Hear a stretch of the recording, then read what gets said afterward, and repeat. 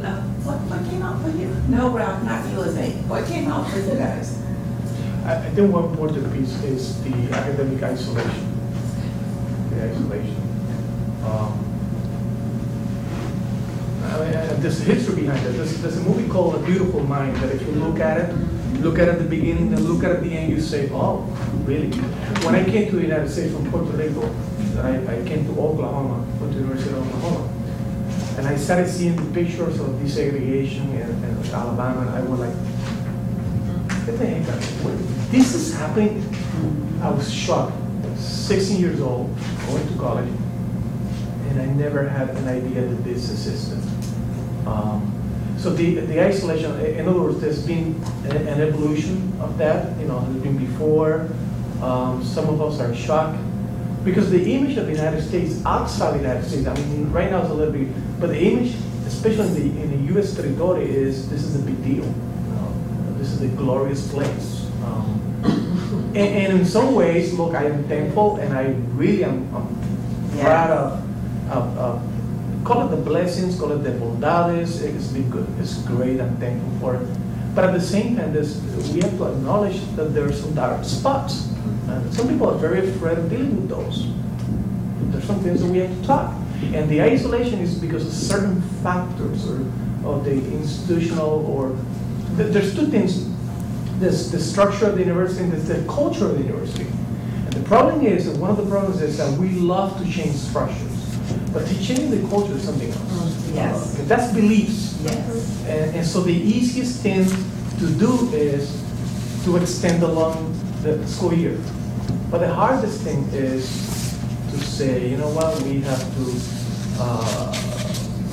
design or we have to do something in order to make it more amiable, or to students that are not necessarily, the traditional students that it is. And so part of one of the things that is the vision of my life that I consider is I like to reconcile both. I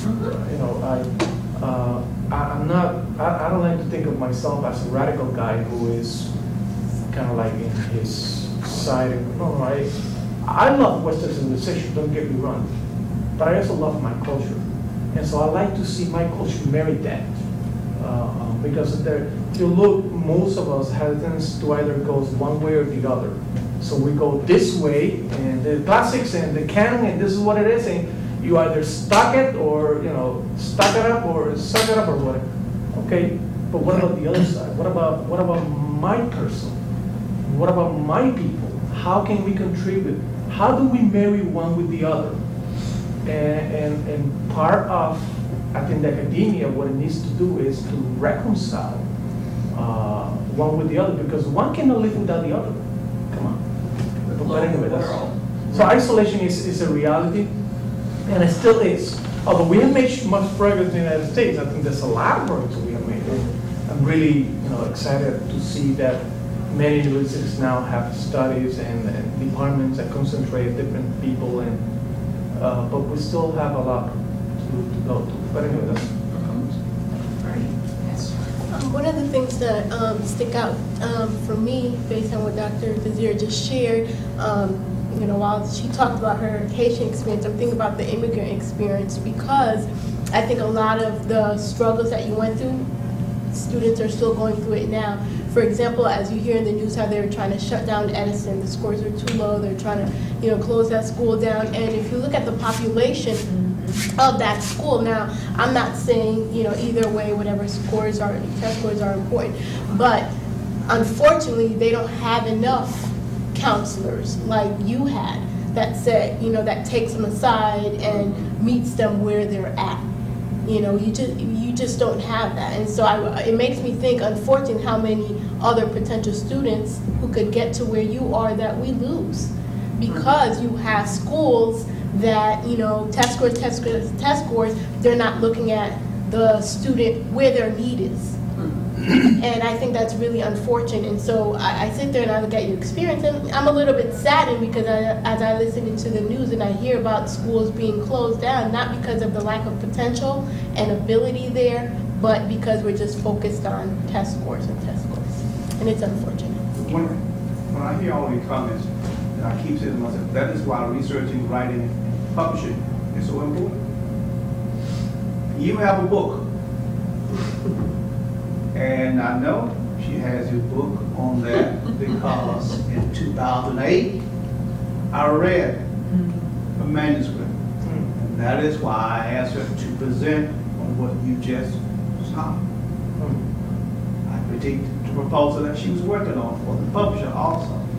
My point is this, is that when you look at, when you reflect on what David just said, what you just said, what Joanne said, is that until unless you research and write and publish work that expose it and challenge it and show diverse paradigms or whatever to change and improve the situation, it will continue.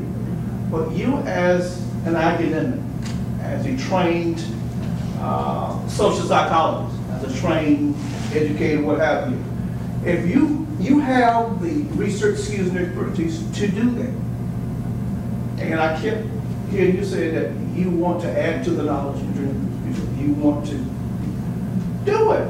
That is what the Scholars Roundtable is all about. We keep saying, come to learn. We keep saying, those who know, come to teach others. Do it. I'm an old guy. This is the baby boomer, my era.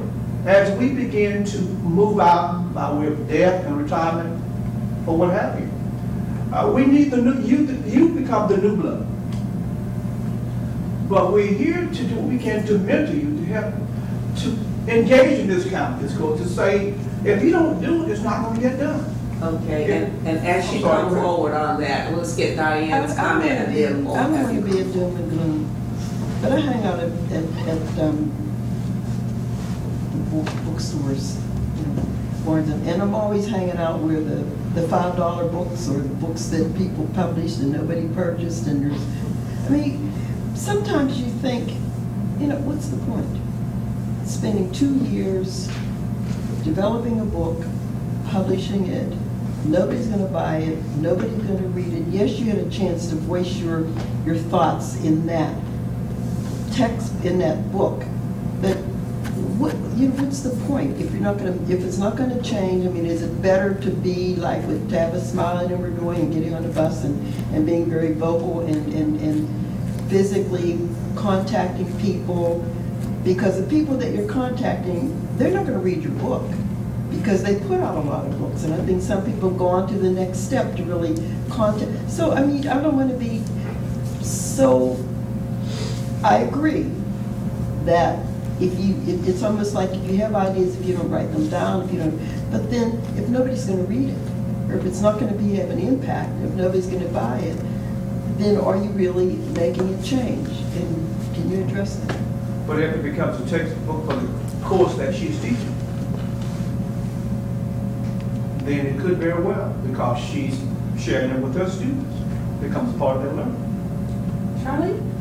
Well, I wanted to show a small picture, PowerPoint. To answer that question, I think it's like the choices we make and the purpose of why we're writing, and how it has to have an intersection between scholarship and service. I've been here for a little over 4 years, and Dr. Smiley and Dr. Holmes have always been very supportive of my evolution at the institution. But at the core of my premise was I'm here because I'm supposed to be here, and I want to contribute in a non-traditional way to scholarship. And one of my first conversations with Dr. Simonson, who has also become one of my main mentors here, he said, you're really into service, but service is scholarship. And all the grants that you want to get and all of that, it will be for the purpose of service. But the premise is still scholarship. So for me, a lot, it was like, what is my epistemology? How do I know what I know? I know what I know through the grandmothers and grandfathers that wrote texts before me that I quote and that I use. But I also know what I know from my culture, my heritage, and my family. So this today, I think I was one of the first to present in 2008. And my evolution so far at the university, we have gotten over $200,000 in grants for various projects, and all of them have a foundation as a service. And this year, one of the things that I'm very proud of is that the Harvard School of Education gave me an alumni prize based on my scholarship and service. And this year I was able, this summer, it just came out last month, I have an article in the Harvard Educational Review, which is major for me because this was a journal that is really edited predominantly by students, but it's one of the most difficult journals to get a publication, and I have a very non-traditional article there where I'm able to merge my service, my scholarship, and my epistemology. So I think there's different ways that this kind of work needs to be done. And so I think this is going to rotate, but one of the things that, most of you know, I opened a center, youth center in Haiti, and it started off, we have a water business, so the foundation happened, there were children dying in this particular town in Haiti, where I was already doing research. So what is my responsibility? So my husband and I opened a water filtration business in the company. And this past summer, I had the opportunity to travel with Dr. Clisby, Kathy Lynn, and Dr. Hall from Barron University. And these images, they're going pretty fast, and I didn't know my time, but this is a university in Haiti where we did a presentation on research. So now, this year, I'm faculty in the ARC department. What is my responsibility? So my first couple of months there, we conducted a research symposium at the State University of Haiti, where one of our students, who I'm his chair, is an instructor in that department. So this is images of what the university classroom looks like in Haiti. And this department, the faculty of the Department of Economics and Law, is one of the most elite departments in the entire state system in Haiti. And this is the structure of their classrooms. Outside, open, it's not like a building here. Yet, the people that graduate from this faculty is one of the hold leading positions in the country, and diplomatically and internationally. And this is, you'll see in some of the images, there's cracks from the earthquake. Yet these young people don't have texts like we have, but they bring in their own culture, their own pride. This is the library in the back that they have. They still use catalogs. So, when we begin to think of what is knowledge, what is learning, and we have this one Western way of thinking, we produce journal articles, we do this all this stuff, but these people live that experience, and they have to create curriculum from nothing, and they do it and they excel. This is our EPD student that was here, Dr. Clisby came, who's becoming another partner and ally in this work in Haiti. And Kathy Lynn was doing a work. Then I brought everybody to the country. We left the city and we went to the country, where my project is. Dr. Hall from Barry. Last year we did a presentation with teachers. This year, Dr. Clisby, we did a workshop with a focus group with principals of that vision. And so this is the images of my academic center, which the young people asked for. It took me 7 years. And it was accomplished, so now we're doing workshops with principals, with teachers.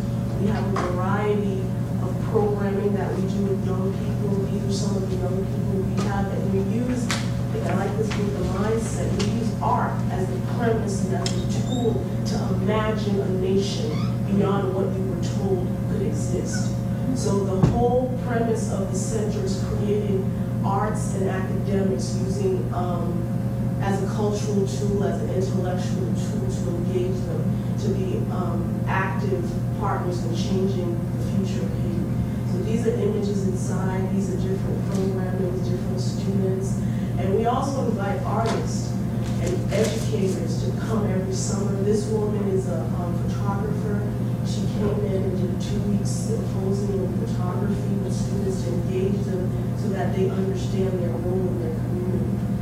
This is kind of the last image of me in terms of how NOVA has afforded me the opportunity to merge who I am, how I think, who I am intellectually, what is scholarship, and what is service. So for that, I am very grateful. And thank you so much to Dr. Smiley and Dr. Holmes for giving us this opportunity. Thank you so much, Shirley. Dr. Clisby, what is your impression of this whole business? You know, Charlene and I were talking about this yesterday. We're still kind of transitioning back into this country after spending almost 2 weeks in Haiti.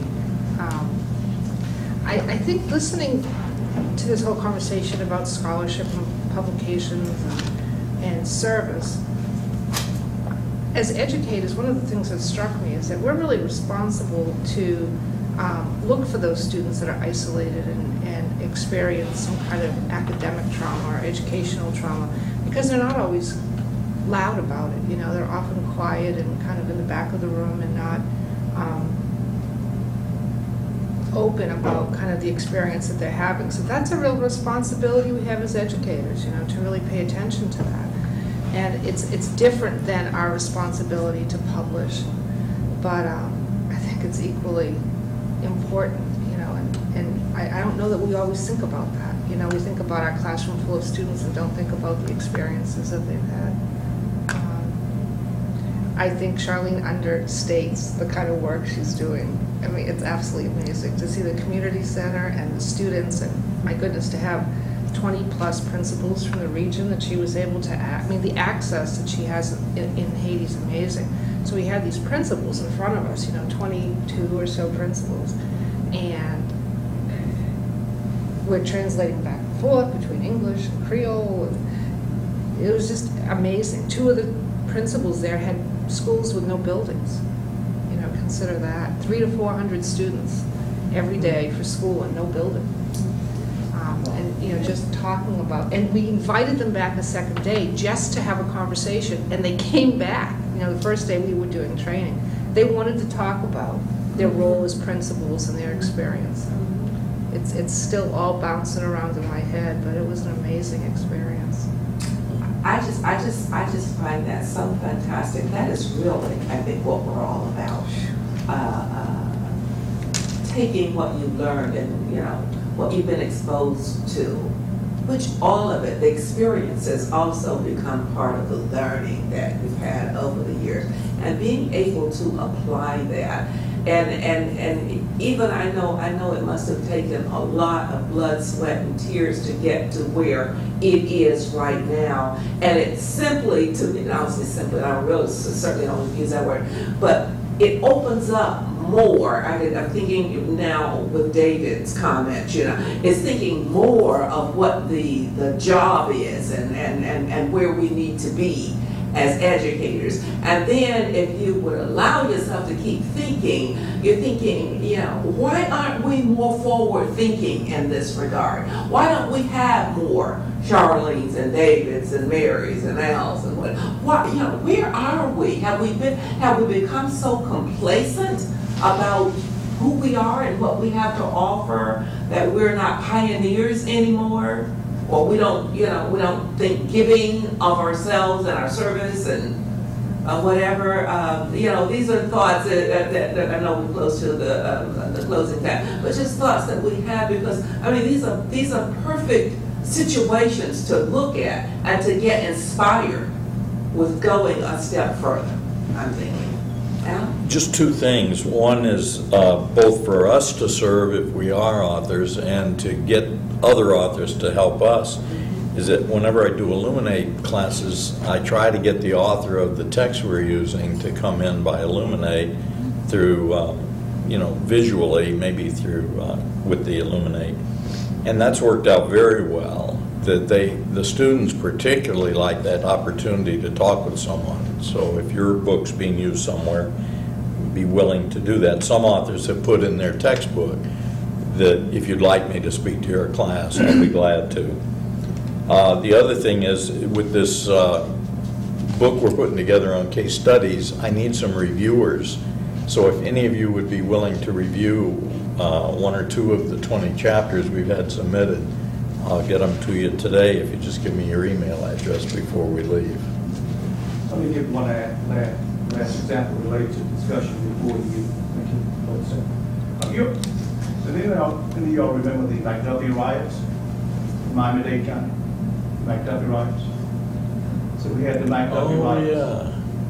Yeah. When you had 18 people killed. Yeah. Millions of property damage. The motorcycle. I was at, from 1984, I was at Florida Memorial University at that time.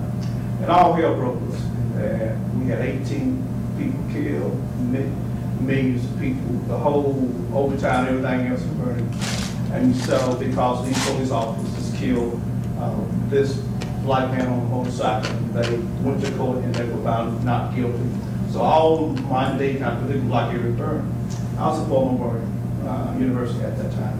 And so it was everybody saw it as a black-white racial thing. So I was at Florida Memorial. So the community wanted to do something. The Miami Police Department, new police chief, wanted to do something. So I was at Florida Memorial. So we got together with a group of people and we presented a proposal to the Miami Police Department to do what we could to bring blacks and whites and Hispanics and Asians, et cetera, together to see if we could resolve the problems and prevent others.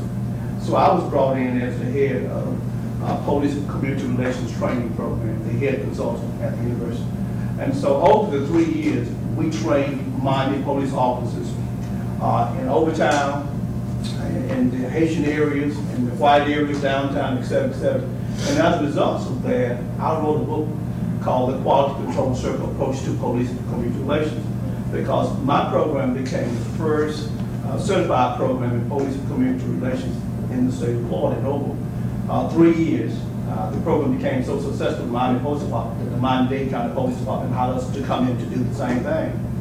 And so as a result of that, I wrote a book called The Quality Control Circle Approach to Police and Community Relations. I would like to say this, that in my judgment, my job was not doing that. It was a community service effort that we put together. But as a result of doing that, it is becoming successful.